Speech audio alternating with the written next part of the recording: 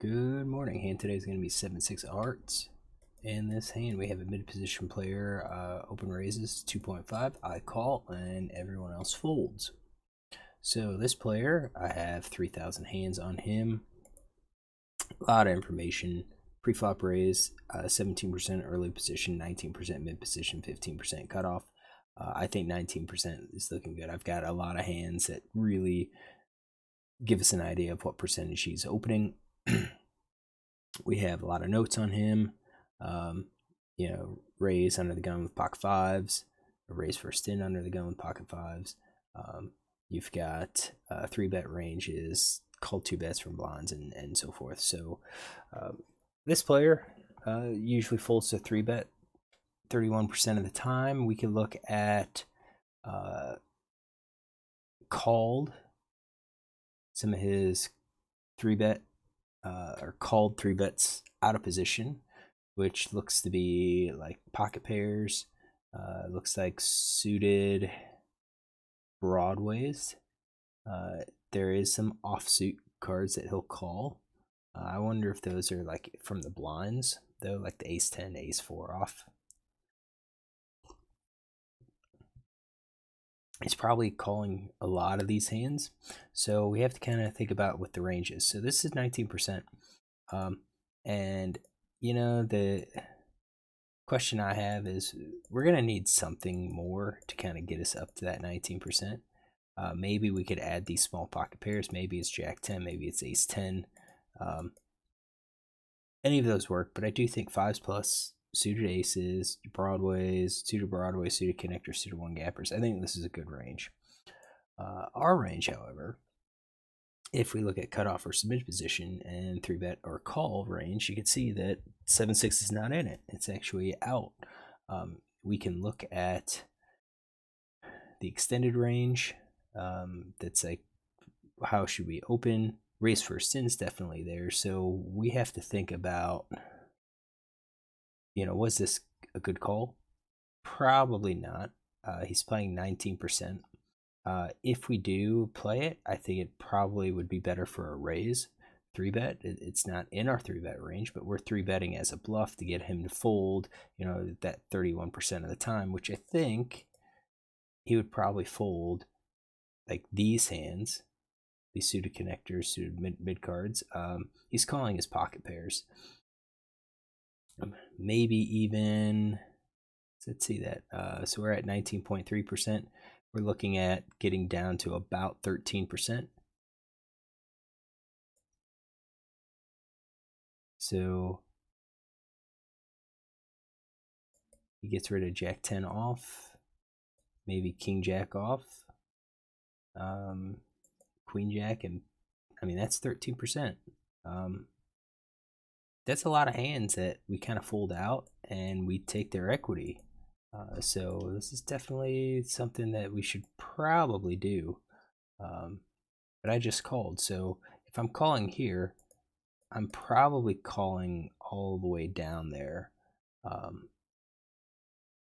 If I feel like I'm calling, like if I feel like this guy has just a slightly different raising range, then I could call there. The other thing to consider is the c-bet. So he does c-bet quite a bit. C-bet's in position 80%, c-bet's out of position 61%.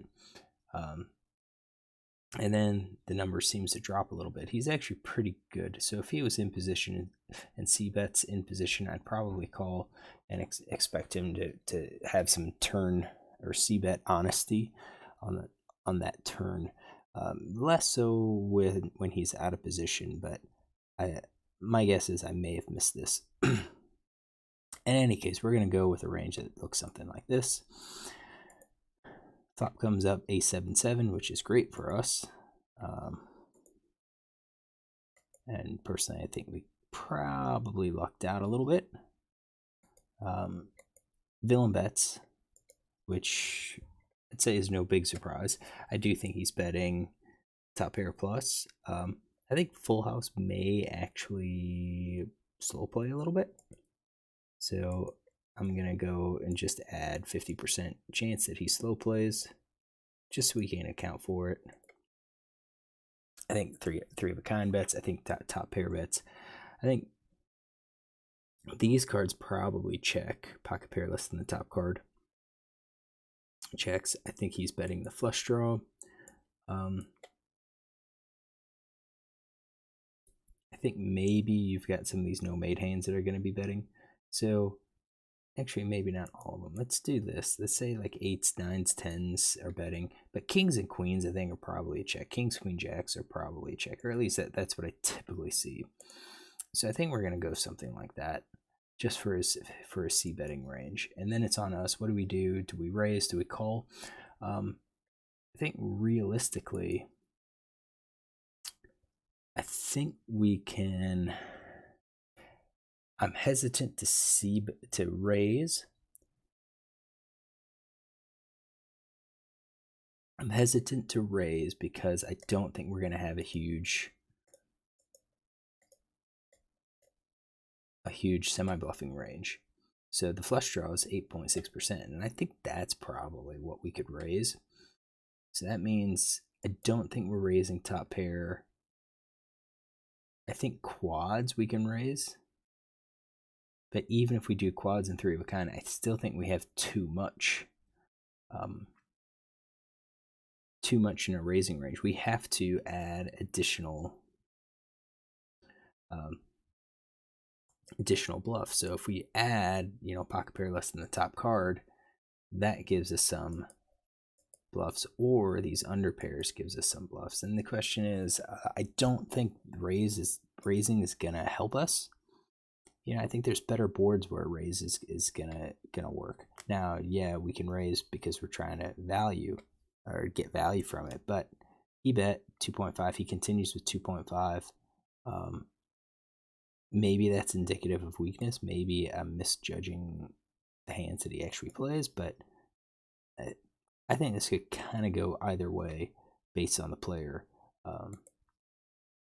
Let's see. Flop. Fold to raise after c-bet 32%.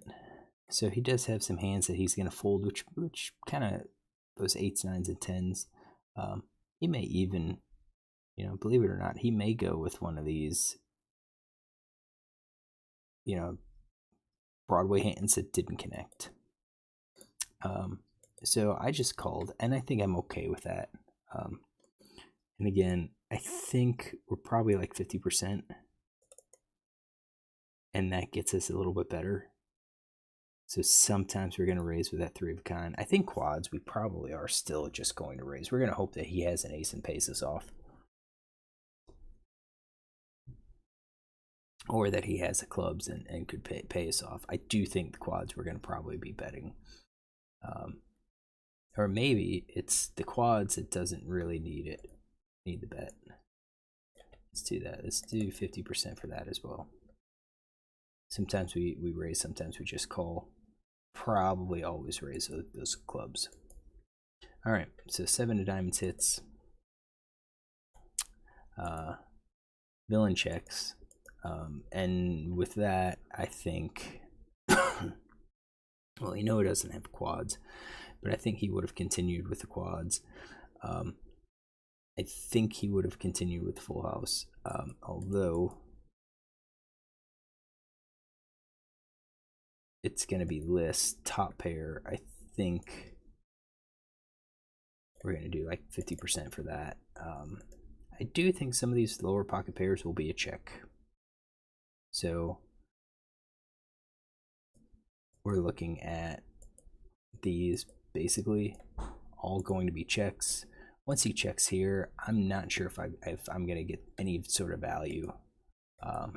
If I'm going to get any sort of calls from him with how he played out. So I think I'm leaving my entire range here. So 100% of my range going forward, and hope he bets or calls me on the river. So the 2 of clubs actually is okay. The club gets there. That bet right there suggests to me that he possibly has that top pair hand. So now I am thinking, not that he has like a weaker full house, but he has that ace. So I think that's it. Does he call if I raise? I think we're raising quads, and I think we're raising the top pair. I don't think we're going to be raising these unders because I'm not sure if he's going to have any sort of bluffing range here. So once he bets 8.6, I think our raise is going to be maybe like 25, like 3 times. Try to get some value. If we think he's got an ace, actually we could probably just shove. Because if he has an ace, he may just say, you know what, I've got the ace, we're splitting it, and calls. So a shove is looking kind of good at this point. So yeah, I think a shove. I think I messed up. I think I could have just shoved it, and it's gonna put him at a real tough spot because an ace splits the pot, and that's gonna be the best that he's hoping for. And I think a lot of players are gonna be doing that. Or maybe that's too high. 24 was, you know, just like 3 times his bet. 25 should have been 25 at least, but I could have easily gone up to, you know, 33, 40, 50, something like that. I think, and I'm getting a call by that ace. So he does call. My guess is the ace jack. That's right. We had that in his range. It kind of explains everything that he played. I do think we missed out some value. So it is what it is, but we won the hand. So what I did yesterday was, when I was done, I ran through GTO.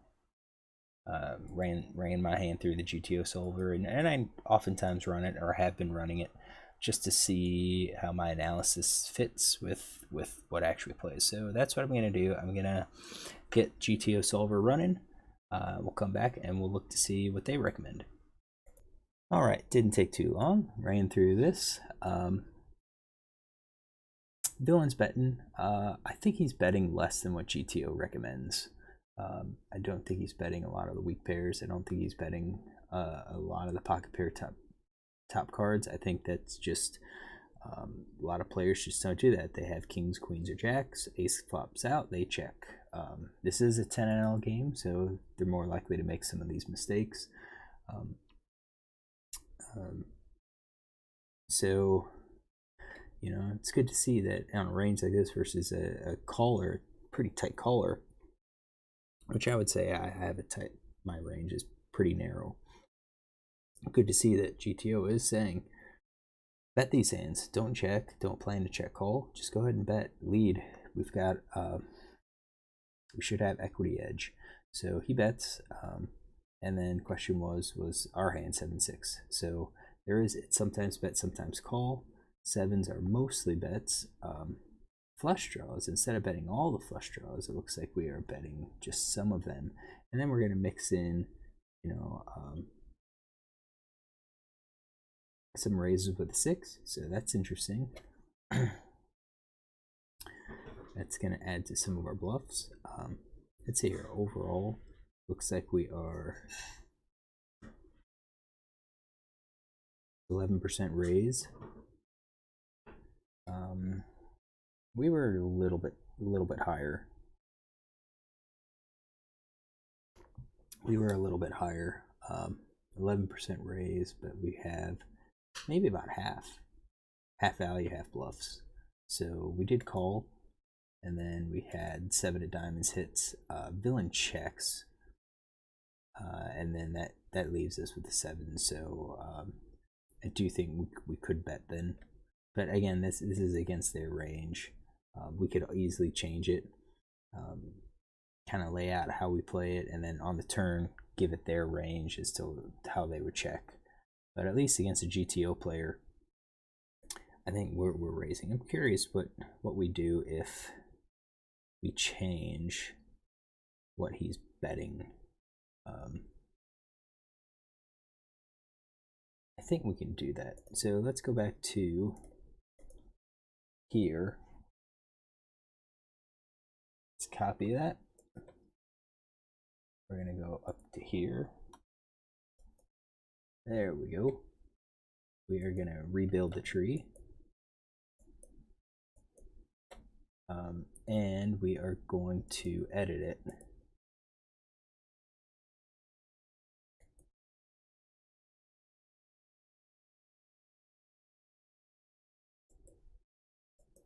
we are betting him, betting there. So we're going to accept the changes. And then we're going to run our solver and we will be back. All right. Solver's done. We laid out what we thought they would be betting with. I think we had that.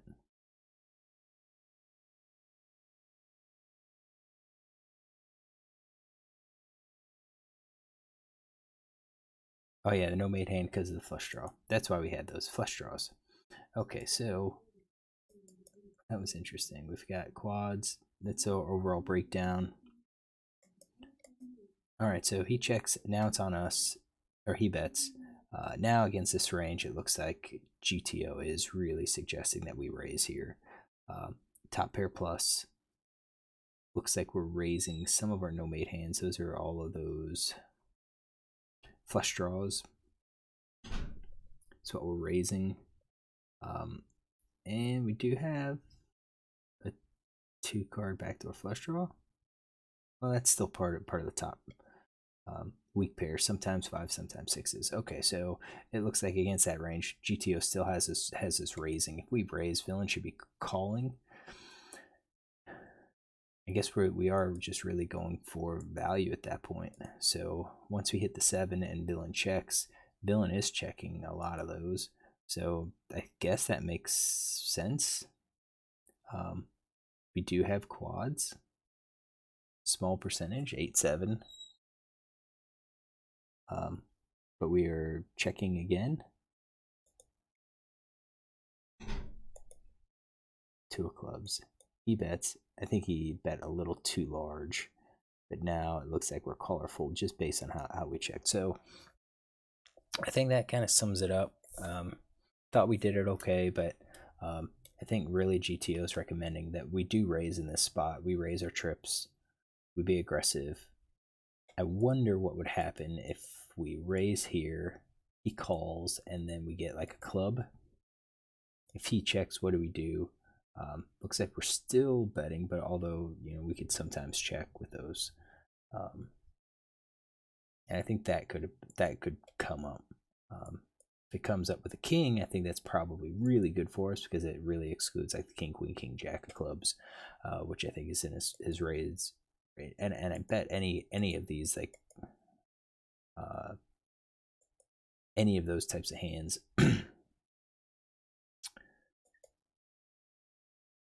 So ace I think is probably going to be a really bad hand. Checks for us, we're basically checking behind, sometimes raising. All right, so hopefully you enjoy this hand. We did a little bit more with it, looked at some GTO. Overall, yeah, it was that flop. I think our flop decision was a mistake. And then knowing that we should be betting and then we should be continuing firing when that third 7 comes, I mean, that's interesting. As played, though, I think the river, we could have gotten more value from it. I think the ace-x hands are going to call. Why just go 3x? Let's go a little bit higher. He might not call full pot. I mean, it was only, let's go back to here. He puts it in. There's 20 big blinds in there. If I just shove, he might say, it's 20 big blinds. I'm not going to risk it. Because I could be behind a 7, or he could call. That's where knowing the player is good. All right, so hopefully you enjoy this. If you do, look tomorrow for another one.